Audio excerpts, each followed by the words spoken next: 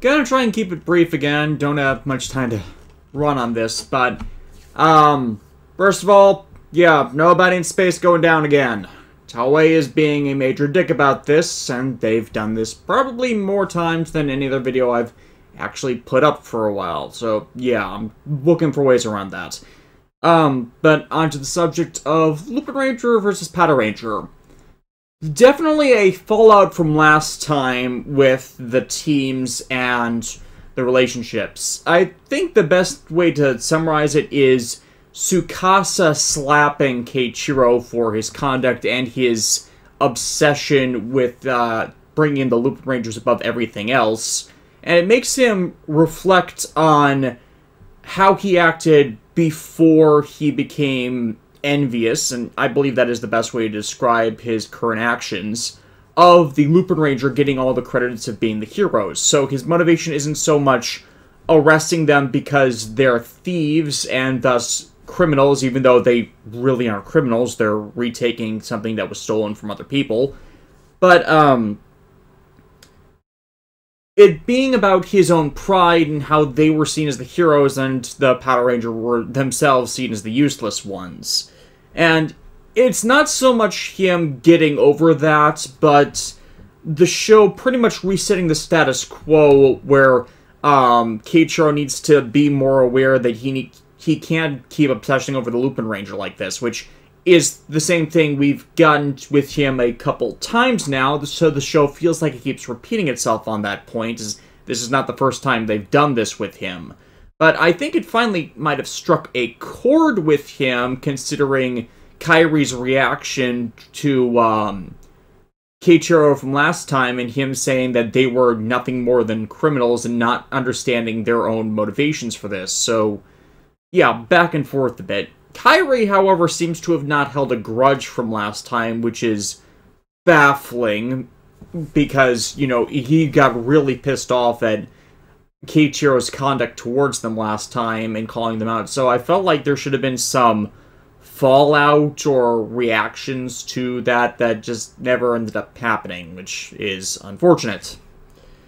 Some other things of note. Sakia seems to be crushing on Umika, which might be followed up on a bit next time from the preview information, but it's better tying of the teams together with regards to the status quo. I mean, Tsukasa also seems kind of empathetic to the Lupinrangers, since they're not, again, they're actually helping them most of the time and not breaking the law, and there seems to be a consistent conduct towards what they're doing in the Lupinranger only interfering with the Patranger until they obtain what's ever in the safe, and if they destroy that, you know, bad stuff happens all over the place. And the Patranger really needs to end up being tipped off to that, because they know about the Lupin collection items that the Gangler have in their possession, and how dangerous they are. So how much more dangerous could they be if one of them is damaged or destroyed, and yet they're not considering that in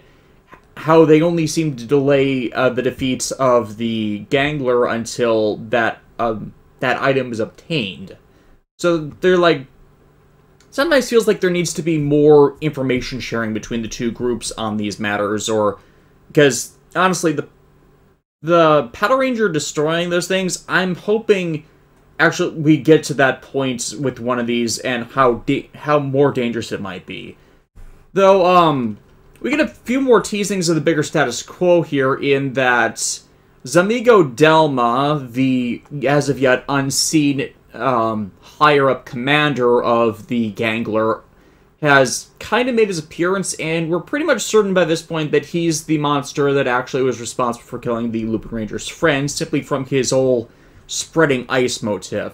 He is the one that gives the Gangler monsters the ability to obtain human form so they can hide in plain sight, as evidenced by Bundraut's Peggy, and how he wanted to, after being found out, obtain another human form so he could hide again, but wasn't able to get in contact with Zamigo. Instead, Gauche came to him and enhanced his powers, which also leads into Gauche's bit in that she has two powers. One is medical, the other is rather unknown at this point. But this could be an aspect of one of their powers where it enables her to augment other Gangler members and increase their strengths, as was pretty much seen from this time around, with it getting an enhancement after it had to run from the Patranger. And then after that, it seemed to more easily be able to devastate the other side with its abilities. Not really overwhelm them, thanks to the bike trigger machine coming into play to defeat it, but definitely more than he was been able to previously. The Patranger also get the bike trigger machine from Kairi in this episode, and I feel the way they went around it was hostile.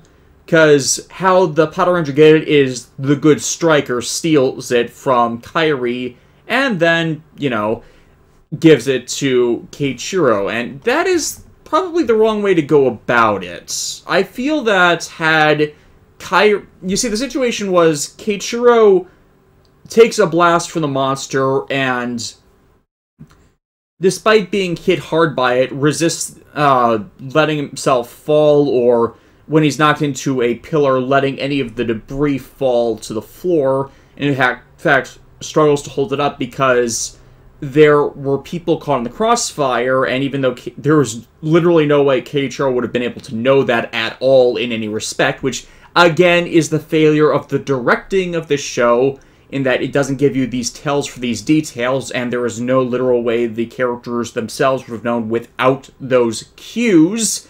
Again, this is more a style than substance director, and my god, the action scenes hurt this time around, because, let's see, episode 6, looking up on the wiki. Shoichiro Nakazawa. Yeah, the same dumbass I keep complaining about. Pretty sure it's the same. Actually, no, this is the different guy. He's just using the techniques from the previous guy. I have no idea why, because it's not the one I was complaining about earlier. Nakazawa. Huh. But yeah, they're using that same camera technique where they're shooting the battle in multiple angles with the same camera shots, but because of how they shoot it, it's all shaky cammed and it just makes it obnoxious.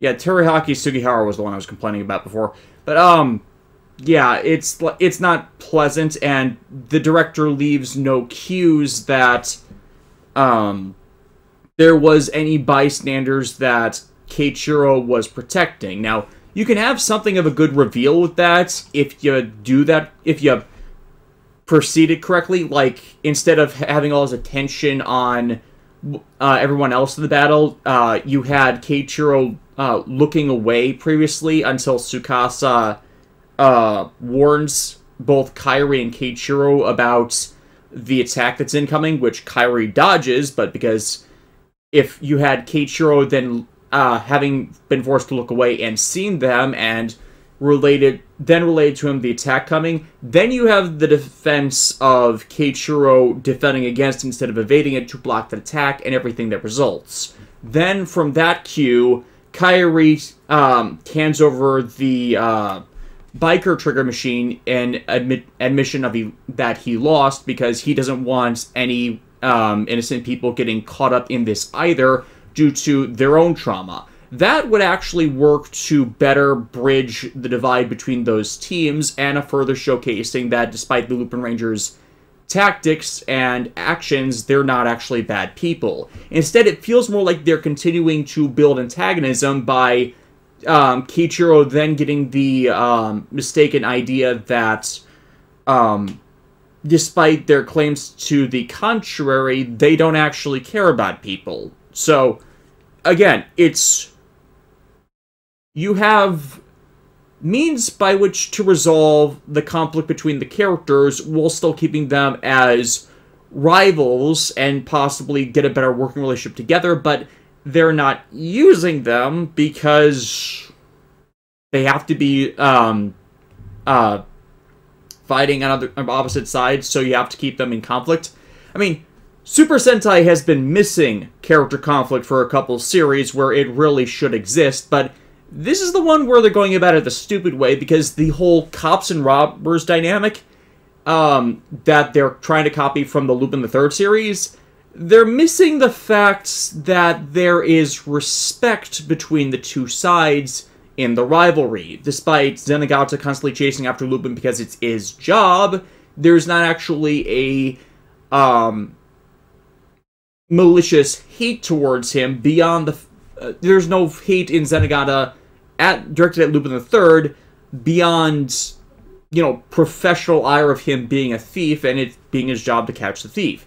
And the same reflected on Lupin the Third's side, in that he respects Zenigata a lot, and he would be just fine with Zenigata as a person if he wasn't chasing after him. We're not building that dynamic between them due to the open hostility that two sides have, especially from how Keiichiro has been facilitating that antagonism through his own actions. So, it feels like they're going to break it at this point. They're not there yet, but I don't think they understand the intention of a more rivalrous dynamic instead of seeing each other as enemies, even though that's what Sakuya and Tsukasa are trying to convince Keiichiro of. And the directing and storytelling itself is not leading itself to settling into that rivalry dynamic with how it keeps resetting the dynamic to its base level, even though each side learns something new about the other. See where I'm going with this? And it's something that they really need to better do to really get this show, like, clicking, for lack of a better term. That's all I got on that one. Build, though, is... turns out this is a three-parter with the full Rabbit Rabbit Tank Tank reveal. The first half of the episode was more focused on Ryuga's battle with the full-on Hell Kaiser combination of the Hell Brothers, and I think Ryuga would have won this one had the... what are their names?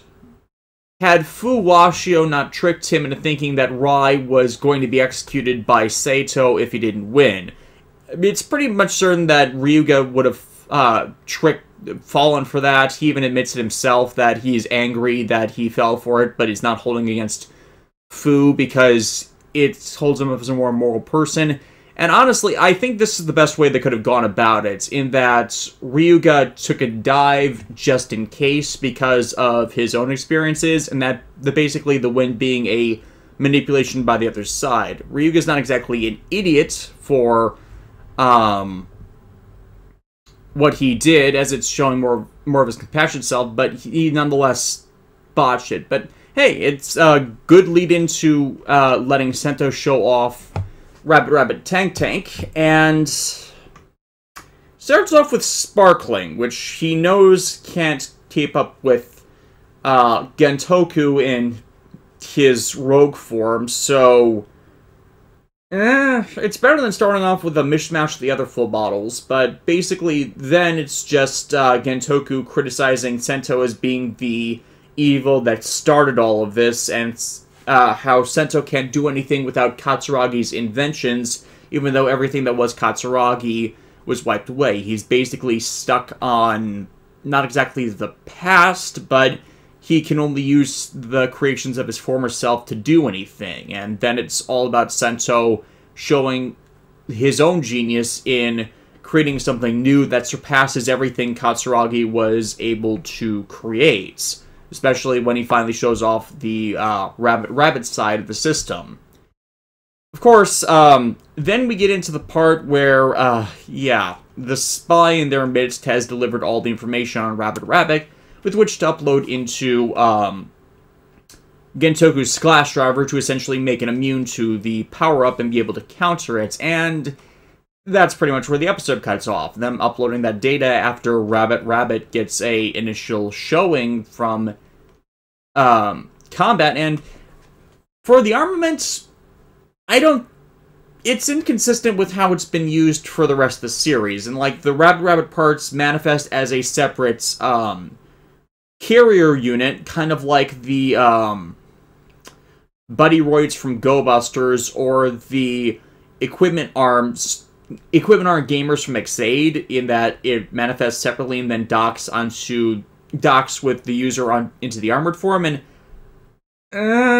where is it coming from, is my question, because the base part of the transformation is the basic slam together of the molds for the Hazard armor, and then it docks on top of Hazard. That I don't have much of a problem with, but again, it's coming out of nowhere when, for the most part, Build's equipment has the same manifestation process in how it builds itself up, and it's strange that the Rabbit parts don't do that. Even if, you could have created a separate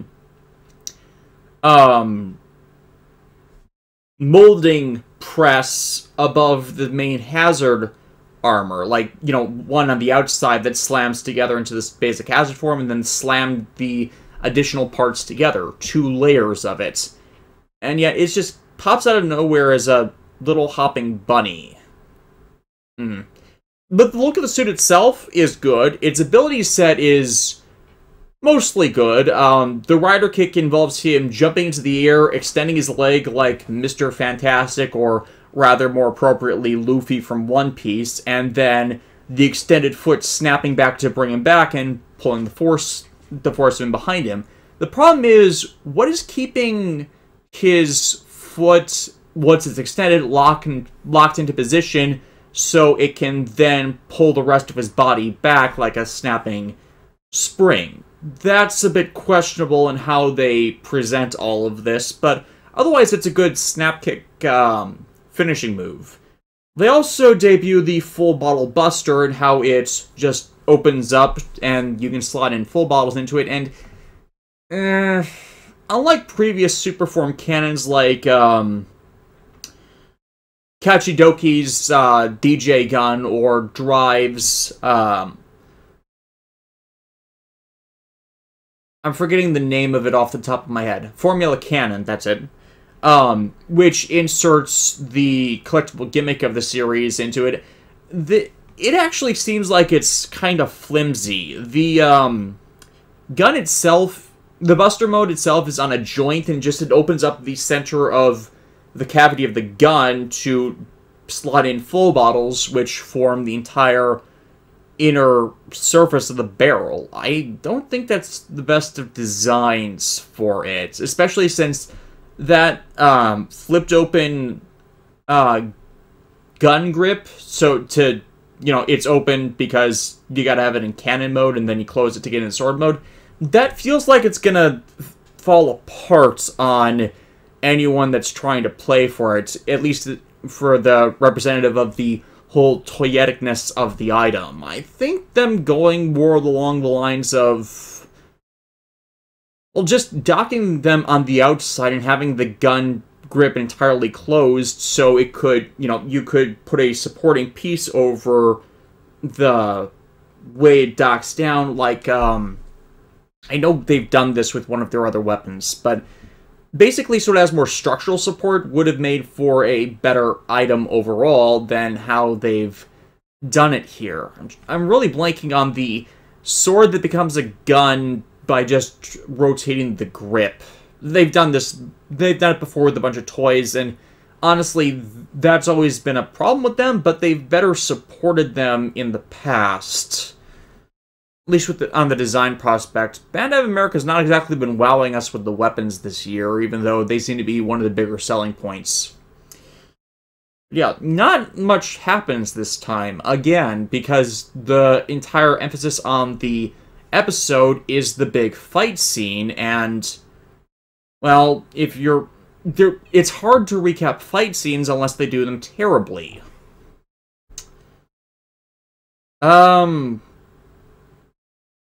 Yeah, that's pretty much all I got. We'll probably have more actual story stuff next week, though, as the fight finally wraps up, because, honestly, this part of Build has kind of been it has a point to it, but it seems excessively drawn out in that we've had 2-3 climactic big brawls in this manner of the proxy fights, and yet it feels like they're not really taking up the ante of the series, but taking away from it in how they lead to basically filler with just a bunch of people punching each other.